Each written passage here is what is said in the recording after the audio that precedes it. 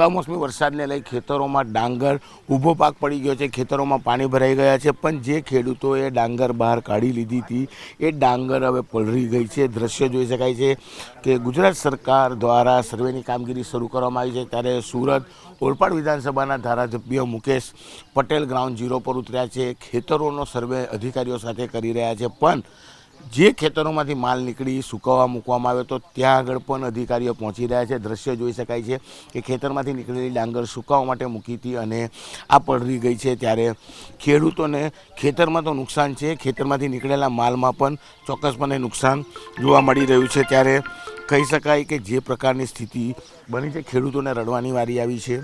ત્યારે મંત્રી મુકેશ પટેલ પણ છે, આપણે સીધા એમની સાથે વાત કરીશું।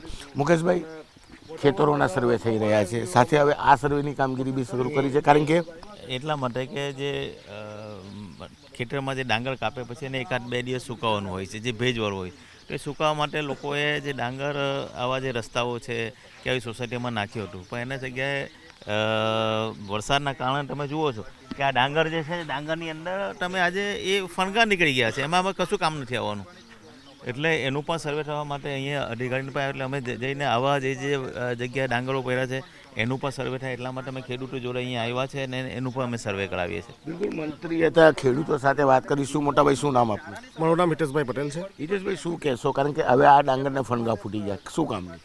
એ ટોટલી લોસ જ છે, એમ તો ડાંગર ફેલ જ ગયું છે, પણ સાહેબે કીધું છે કે સર્વે કરીને સાહેબે કીધું છે કે અમે અધિકારી નિમણૂક કરીને વળતર વધારે વળતર મળે એવું અમે સરકારને રજૂઆત કરીશું, તમને ખાતરી છે સાહેબ મળશે એમ। બિલકુલ, ખેડૂતોને આશા છે, કારણ કે 2025માં બીજી સિઝન ખેડૂતોની ફેલ ગઈ છે, ખેતરોમાં પાણી ભરાઈ ગયા, ખેતરોમાં રહેલો ઊભો પાક નમી ગયો છે। આ તો નુકસાન તો છે, પણ સાથે સાથે જે ખેતરોમાંથી માલ નીકળી અને સુકાવા મૂકેલો તો એ ડાંગર પણ બગડી ગઈ છે, એટલે કે સર્વેની કામગીરી માત્ર ખેતરોમાં નહીં પણ જે ખેતરમાંથી નીકળેલી ડાંગર છે, દ્રશ્યો જોઈ શકાય છે કે આ પ્રકારે જ્યાં ઓલપાડ જિલ્લાના કોઈ પણ ગામમાં જશો આ જ પ્રકારના નજારા જોવા મળશે, કારણ કે ડાંગર બહાર કાઢ્યા બાદ 2 દિવસ તેને સુકાવવામાં આવતી હોય છે, ત્યારબાદ તેને યાર્ડમાં મોકલવામાં આવતી હોય છે, પણ આ ડાંગરની સ્થિતિ એવી છે કે આમાંથી હવે ફણગા ફૂટી ગયા છે, તમામ ડાંગર ભીની છે।